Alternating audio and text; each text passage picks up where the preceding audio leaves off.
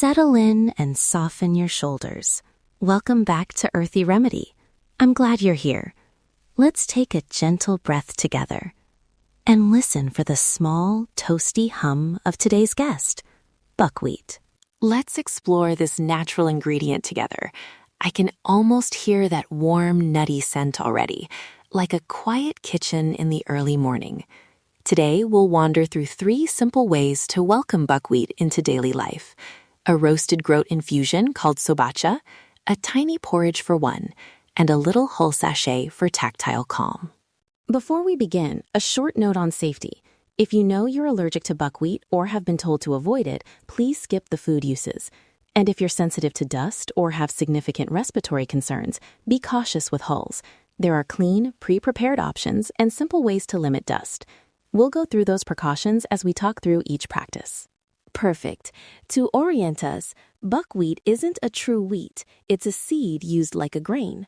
When roasted, the groats smell like toast, like warm nuts with a little hearth fire sweetness. Groats are the edible seed kernels.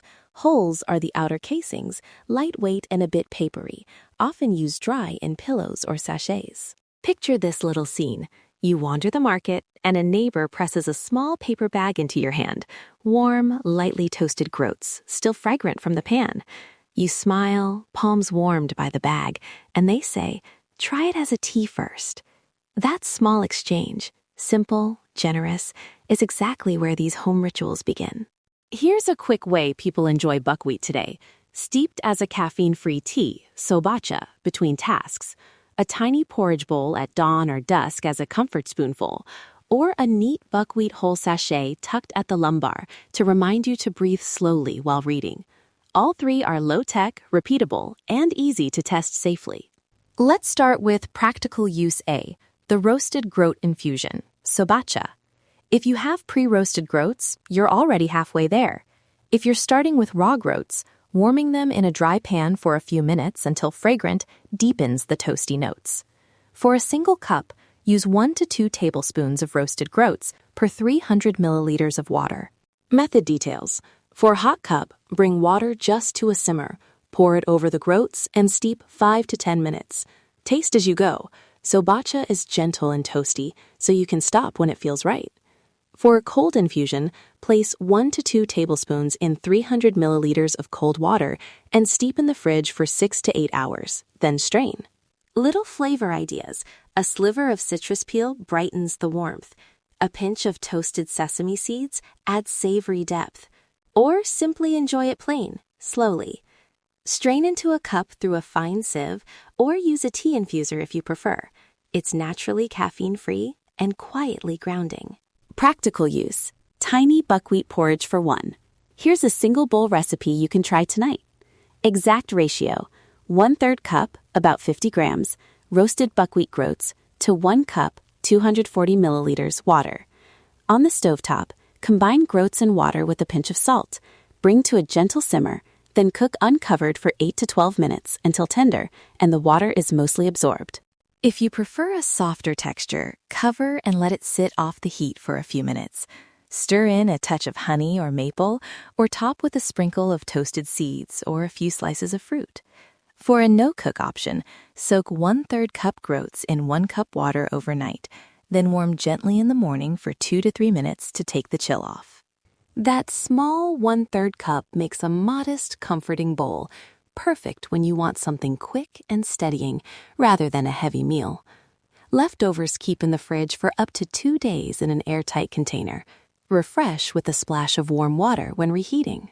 Now, practical use C, the buckwheat whole sachet or mini pillow.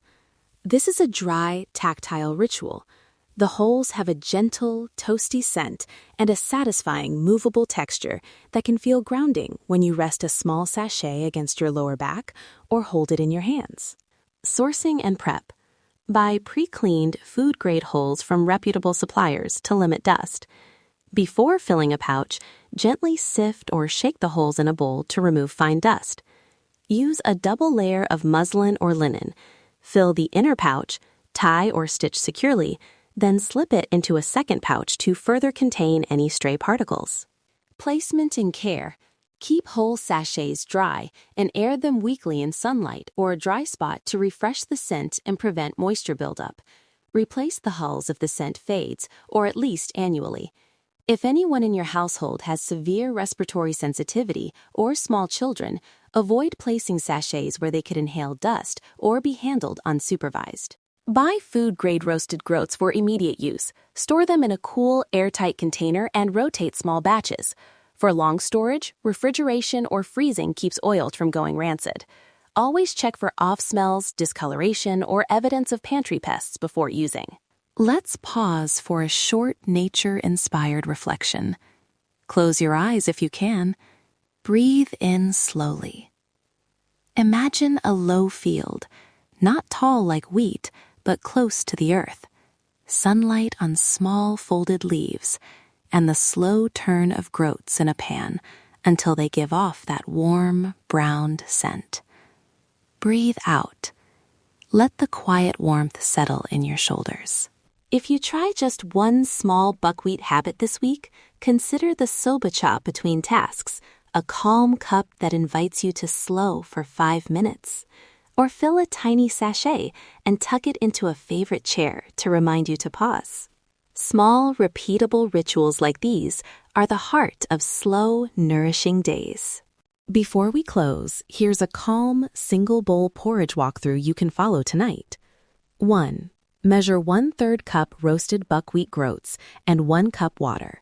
Add a pinch of salt to a small saucepan and bring to a gentle simmer. Add groats, simmer uncovered 8 to 12 minutes until tender. Remove from heat, let sit 2 minutes, then stir in a teaspoon of honey or a sprinkle of toasted seeds. Store any leftovers in an airtight container in the fridge up to 2 days. A final reminder on safety. Try a small taste first if you haven't had buckwheat before, and stop use if you notice any allergic reaction.